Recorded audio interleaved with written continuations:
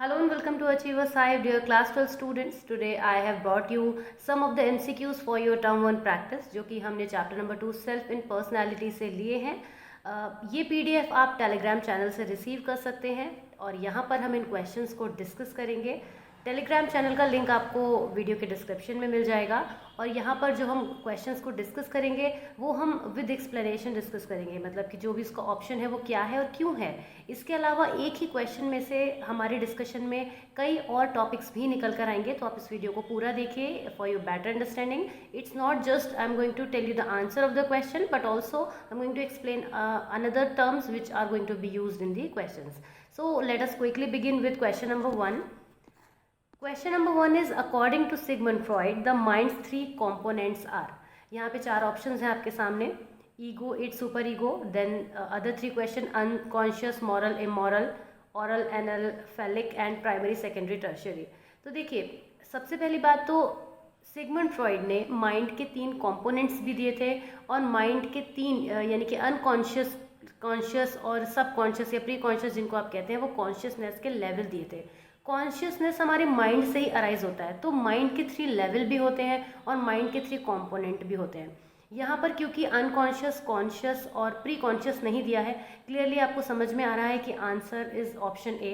End, ego and super ego mind के 3 component है। तो एक चीज़ जो कभी कभी कंफ्यूज करती है वो ये हो सकती है कि आप 3 लेवल्स और 3 कंपोनेंट्स में कंफ्यूज हो जाएं, तो उसको अच्छे से याद करके रखिए कि माइंड के 3 जो लेवल्स होते हैं, जो हमारे कॉन्शियसनेस के लेवल्स कहलाते हैं, they are consciousness, unconsciousness and subconsciousness. और कंपोनेंट्स क्या होते हैं? Id, ego and super ego. Next question की तरफ बढ़ते हैं। Which of the following is not one of the big 5 traits? देखिए, बिग 5 फैक्टर्स जो है या बिग 5 ट्रेट्स जो हैं, ट्रेट के अंदर ये थ्योरी आती है। एक पॉइंट यहाँ से ये भी निकलता है कि जो हमारे पास 5 फैक्टर थ्योरी आती है वो हमारे ट्रेट्स थ्योरी के अंदर आती है। उसके अलावा जो बिग 5 ट्रेड्स हैं उनको लर्न करने का सबसे अच्छा तरीका है ओशियन, OCEAN। तो जो भी उसमें OCEAN है, जिसमें से आप B, C और D क्लियरली देख सकते हैं: openness to experience, conscientiousness, extraversion. इसके अलावा A और N बचते हैं। A stands for agreeableness and N stands for neuroticism. Sense of humour is not one of the part. तो आसानी से आप प्रेडिक्ट कर सकते हैं कि बिग 5 ट्रेड्स में या फिर हम कह सकते हैं 5 फैक्टर थ्योरी में सेंस ऑफ ह्यूमर एक ट्रेट नहीं होता है। ट्रेट्स क्या होते हैं? ओशियन की अगर फुल फॉर्म आप करेंगे तो OCE आपके सामने लिखा हुआ है, A अग्रीबलनेस और N न्यूरोटिसिज्म। तो इतना भी आप आसानी से याद कर सकते हैं। वैसे भी आपको बिग 5 ट्रेट्स जो हैं वो 5 के 5 लर्न तो करने ही पड़ेंगे, एटलीस्ट आपको नेम याद होने चाहिए जिससे कि आप इजीली आइडेंटिफाई कर पाए। नेक्स्ट क्वेश्चन की तरफ बढ़ते हैं। Allport believe that traits could be organised into 3 levels. 3 type के उन्होंने डिवाइड किए थे, जिनको लेवल भी बताया था उन्होंने कि लेवल भी होते हैं, कि पहले लेवल पे कौन सा होता है, सेकंड पे कौन सा होता है, थर्ड कौन सा होता है। इसको भी थोड़ा डिस्कस करेंगे। तो पहले आंसर की अगर हम बात करें, प्राइमरी, सेकेंडरी, टर्शियरी इन्होंने नहीं कहा था। कॉग्निटिव, इमोशनल, फिजियोलॉजिकल भी इन्होंने नहीं कहा था, साइकोलॉजिकल भी नहीं कहा था, किसी भी तरीके से नहीं कहा था। इड, ईगो, सुपर ईगो तो ऑलपोर्ट की ट्रेट थ्योरी में आते ही नहीं है, आपको पता है कि ये हमारे साइकोडायनामिक्स का पार्ट है। कार्डिनल, सेंट्रल एंड सेकेंडरी, और यही ऑर्डर है। आप ये भी याद रख सकते हैं कि कार्डिनल सबसे ज़्यादा हायर ऑर्डर लेवल के जो है वो ट्रेड्स होते हैं, सेंट्रल मीडियम लेवल के ट्रेड्स होते हैं और सेकेंडरी बहुत ही कॉमन लेवल के ट्रेड्स होते हैं। तो इनका ऑर्डर भी यही है। अगर इनको इस ऑर्डर में आप याद रखेंगे तो भी आपको याद रहेंगे, और इसका ऑप्शन भी D है तो आपको क्लियर ही हो गया होगा। लेकिन इसके अलावा जो चीज़ आपको ध्यान रखनी है वो ये कि cardinal traits, central traits and secondary traits, these are the 3 traits. And ये अपने डिफ़िकल्टी लेवल कह सकते हैं या इनके कॉम्प्लेक्शन के बेसिस पे आप कह सकते हैं कि सबसे ज़्यादा कॉम्प्लेक्स होते हैं cardinal traits, central traits medium level के होते हैं, सेकेंडरी ट्रेड्स सबसे ज़्यादा ईजी और सबसे ज़्यादा किसी में भी देखने को मिलते हैं। कार्डिनल, सेंट्रल और सेकेंडरी ट्रेट्स क्या होते हैं, क्विकली समझ लेते हैं। Cardinal traits are highly generalised disposition, किसी पर्सन के अंदर वो कैरेक्टरिस्टिक्स जिसकी वजह से आप उसको दूसरे से कंपेयर करने लगें।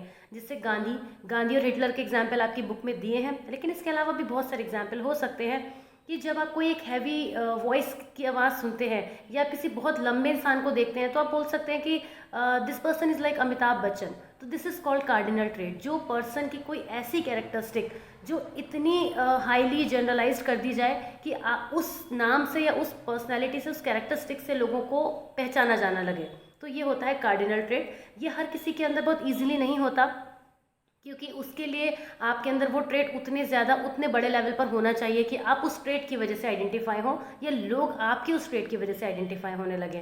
जैसे कोई बहुत अच्छा क्रिकेटर होता है, कोई बहुत अच्छा खेलता है, तो कहते हैं ये तो सचिन तेंदुलकर है, ये कहते हैं ये तो हमारी गली का सचिन तेंदुलकर है।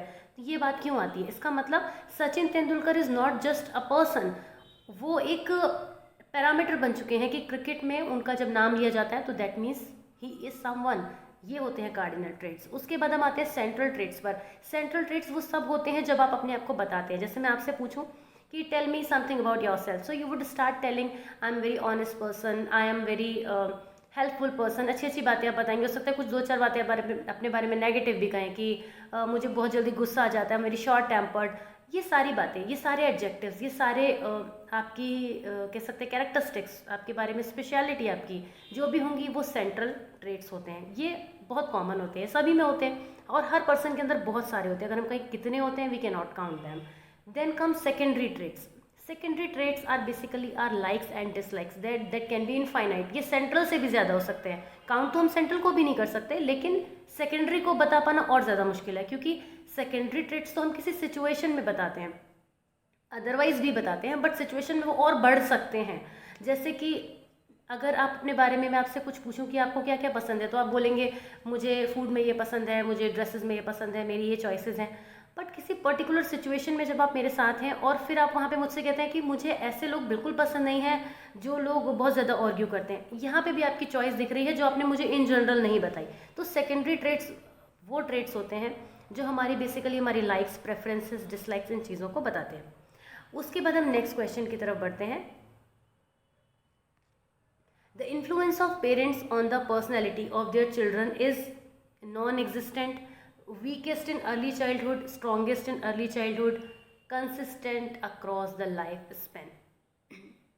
देखिए, हमारे पेरेंट्स का हमारी पर्सनैलिटी पर जो इन्फ्लुएंस पड़ता है वो सबसे ज़्यादा पड़ता है हमारे अर्ली चाइल्डहुड में। हर बच्चे के साथ ये चीज़ होती है कि उसके लिए उसकी दुनिया, उसका वर्ल्ड, उसके सिर्फ पेरेंट्स ही होते हैं। धीरे धीरे ये सोशल वर्ल्ड एक्सपेंड होता है, जो कि पीयर्स में, और उसके बाद फ्रेंड सर्किल, और उसके बाद अपनी फैमिली, बहुत सारी चीज़ें आगे बढ़ती हैं। लेकिन शुरुआत में यही होते हैं जो हमारे लिए रोल मॉडल होते हैं, जिनके बीच की बॉन्डिंग को देखकर हम ग्रो होते हैं, जिनकी वजह से हम लाइफ में चीज़ों को सीखते हैं। तो नॉन एग्जिस्टेंट तो हो ही नहीं सकता, ये तो आप बहुत क्लियरली जानते हैं। लास्ट पॉइंट अगर हम देखें कि कंसिस्टेंट होता है, नहीं।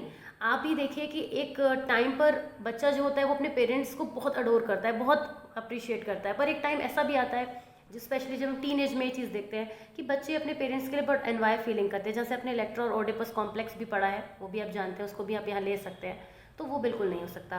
Weakest in early childhood, weak तो नहीं हो सकता, क्योंकि वही टाइम सबसे ज़्यादा होता है जब हम अपने पेरेंट्स के संग स्ट्रॉन्ग बॉन्ड बनाते हैं। फिर तो हमारी दुनिया में बहुत सारे लोग आ जाते हैं।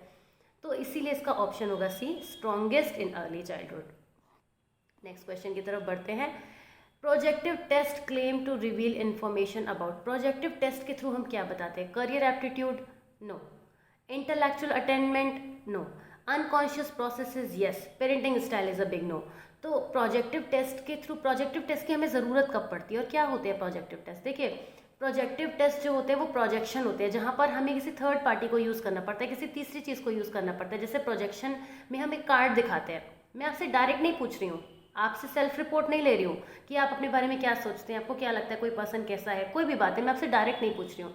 मैंने आपको कुछ प्रोजेक्ट किया, उस प्रोजेक्ट के थ्रू, आप उस प्रोजेक्शन से आप जो कुछ भी इंटरप्रिटेशन निकालेंगे, मैं उससे इंटरप्रेट करूँगी कि आपके अंदर क्या चल रहा है। तो करियर एप्टीट्यूड ये नहीं हो सकता। आपका इंटेलेक्चुअल के लिए तो प्रोजेक्टिव की ज़रूरत हमें पड़ती नहीं है, वहाँ तो इंटेलिजेंस टेस्ट यूज़ होते हैं। इंटेलेक्चुअल अटेनमेंट के लिए तो इंटेलिजेंस टेस्ट यूज़ होंगे, वहाँ पे क्या काम है, आप खुद ही सोचिए प्रोजेक्टिव टेस्ट का। तो हमारे अनकॉन्शियस प्रोसेसेस को वर्किंग में लाने के लिए हमारे अंदर क्या चल रहा है, जैसे कई बार क्या होता है, जैसे आपसे आपकी अगर पर्सनल बात पूछी जाए तो ज़रूरी नहीं आप मुझे बताना चाहें, बट अगर आप कोई सॉन्ग सुन रहे हैं या आपको कोई एक कार्ड दिखाया जाए या कोई सिचुएशन बताई जाए, अब आप उस पर क्या रिएक्ट करेंगे? हो सकता है कि जो सामने वाला पर्सन है वो इतना स्मार्ट है कि आपकी उस चीज़ को अंडरस्टैंड कर जाए, अच्छा आप ऐसा सोचते हैं। So this is a kind of projective test example, कि आपसे डायरेक्ट नहीं पूछी जा रही है वो बात, आपसे इनडायरेक्टली पूछी जा रही है और आपके मन में क्या चल रहा है वो हम गेस करेंगे, वो उस तक हम पहुंचने की कोशिश करेंगे। तो बेसिकली प्रोजेक्टिव टेस्ट के थ्रू हम किसी भी पर्सन के अनकॉन्शियस प्रोसेसेस को अवेक करते हैं। नेक्स्ट क्वेश्चन की तरफ बढ़ते हैं। Sheldon's theory that people with different body types have different personalities has been what, ये ऑप्शंस दिए हैं आपके सामने, पढ़ सकते हैं। देखिए शेल्डन की जो थ्योरी थी, आपको मालूम है शेल्डन ने जो अपनी थ्योरी दी थी उसमें उन्होंने हमारी फिजिक के बेसिस पे हमारे कैरेक्टरिस्टिक्स बताए। पर आप खुद ही एक बात सोचिए कि जब किसी भी पर्सन का फिजिक लाइफ टाइम तो सेम नहीं रहता है ना। कोई पर्सन जो बचपन में बहुत गोलू मोलू टाइप होता है वो बड़ा होके थिन हो सकता है, स्लिम हो सकता है, या फिर कुछ लोग तो बड़े ही पर्सन अपनी फिजिक के लिए बहुत ज़्यादा फ्रीकिंग होते हैं कि वो जिम करते हैं, एक्सरसाइज करते हैं, अपने आप को स्लिम रखना चाहते हैं। तो इसका मतलब तो ये हो गया कि अगर कोई पर्सन अपनी फिजिक में चेंज कर रहा है तो उसकी पर्सनैलिटी, उसका टेम्परामेंट भी चेंज हो जाना चाहिए। बट हम ये बहुत अच्छी तरीके से जानते हैं कि जो हमारे कैरेक्टरिस्टिक्स होती है वो कंसिस्टेंट होती हैं, इतनी जल्दी नहीं बदलती, इतनी जल्दी और स्पेशली हमारी फिजिक के साथ बदल जाए, ये कैसे पॉसिबल है। तो इस उनके कॉन्सेप्ट को बड़ा ही ज़्यादा डिस्क्रेडिटेड किया गया। जो ऑप्शन नंबर बी है that is the correct answer. Researchers ने इनके कॉन्सेप्ट को सपोर्ट नहीं करा। आप भी अब लॉजिक के साथ समझ पा रहे होंगे कि क्यों नहीं करा। उसके बाद दो ऑप्शंस और हैं, मैं आपको दिखा देती हूँ। Shown to be accurate for thin people but not overweight people, no that's not true. Shown to be accurate for women but not for the man, ऐसा भी कुछ नहीं था। जेंडर बायसनेस यहाँ पे भी कुछ नहीं थी। सिंपल सी बात थी कि इनके कॉन्सेप्ट को डिस्क्रेडिट किया गया। तो ये बात आप समझ गए होंगे। चलिए आगे बढ़ते हैं। Humanistic psychologist embraced the idea of what. Humanistic psychologist जो है, ह्यूमनिस्टिक अप्रोच पे हम पहुंच जाएंगे, वहाँ पे किन चीज़ों की बात की जाती है। देखिए एक बार नीचे से यहाँ पे चलते हैं। इड आपको पता है साइकोडायनामिक्स का पार्ट है, तो वो नहीं हो सकता। अनकॉन्शियस ड्राइव्स, ये भी साइकोडायनामिक्स का पार्ट है। आपको पता है इड जो है वो साइकोडायनामिक्स का पार्ट है, तो वो नहीं हो सकता।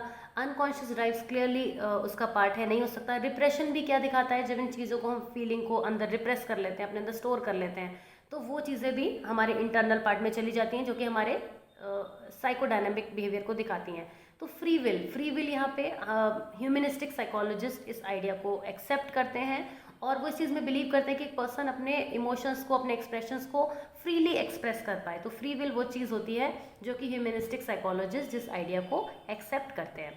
नेक्स्ट हम आगे बढ़ते हैं। क्वेश्चन है कि Which of the following characteristics describe someone who according to Maslow is self-actualized? देखिए आपको पता है कि सेल्फ एक्चुअलाइजेशन एक ऐसी स्टेट होती है जहाँ पे पहुँचने से पहले ही एक पर्सन बहुत कुछ अचीव कर लेता है ना।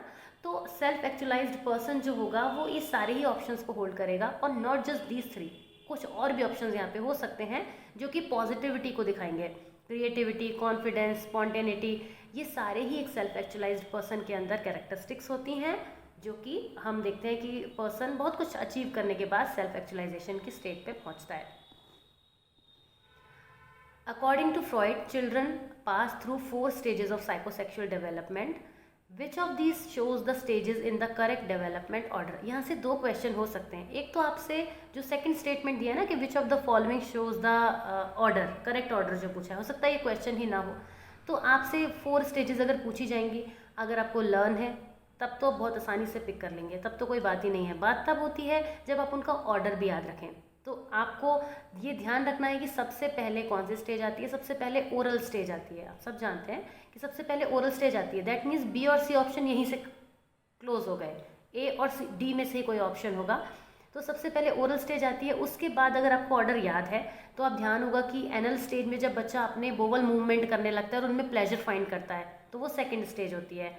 उसके बाद फैलिक स्टेज आती है जहाँ पर इलेक्ट्रा और ओडिपस कॉम्प्लेक्स का जिक्र है आपकी बुक में, और उसके बाद आती है लेटेंसी स्टेज। तो ये यानी option A is the correct answer. और 4 डेवलपमेंटल स्टेजेस का एक ऑर्डर आपको लर्न होना चाहिए। ये भी देखिए क्वेश्चन किसी भी तरीके से आपके सामने आ सकता है, तो वो आपको पता होना बहुत ज़रूरी है।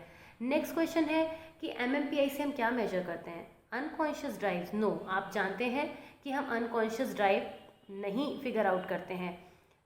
लीडरशिप पोटेंशियल, नो, MMPI से हम बिग 5 ट्रेट्स या फिर पर्सनैलिटी एंड साइकोलॉजिकल डिसऑर्डर, इनमें से क्या मेजर करते हैं। आपको मालूम है कि MMPI मल्टीफेजिक पर्सनैलिटी इन्वेंट्री है, तो जाहिर सी बात है कि हम किसी भी पर्सन की पर्सनैलिटी के बारे में उससे फिगर आउट करते हैं, उसके साइकोलॉजिकल डिसऑर्डर्स को भी उससे फिगर आउट कर सकते हैं। So this way we can say कि MMPI is used to measure. Option C is the correct answer. तो ये कुछ क्वेश्चंस थे जो हमने आज की इस टेस्ट में डिस्कस किए हैं, इस टेस्ट सीरीज़ में। इस सीरीज़ को आप हमारे टेलीग्राम चैनल से रिसीव कर सकते हैं और इसी तरह के क्वेश्चंस मैं और आपको प्रोवाइड कराती रहूँगी। If you like this video, अगर आपको लगता है कि यूज़फुल है देन प्लीज़ मुझे ज़रूर बताइएगा, जिससे कि आपके लिए क्या वर्क करना है I can figure it out. And I will see you very soon in the next video. Keep practising, keep studying, और अच्छे मार्क्स लाने हैं आपको, तो उसके लिए आप मेहनत करते रहिए। And see you very soon in the next video. Till then take care, bye bye.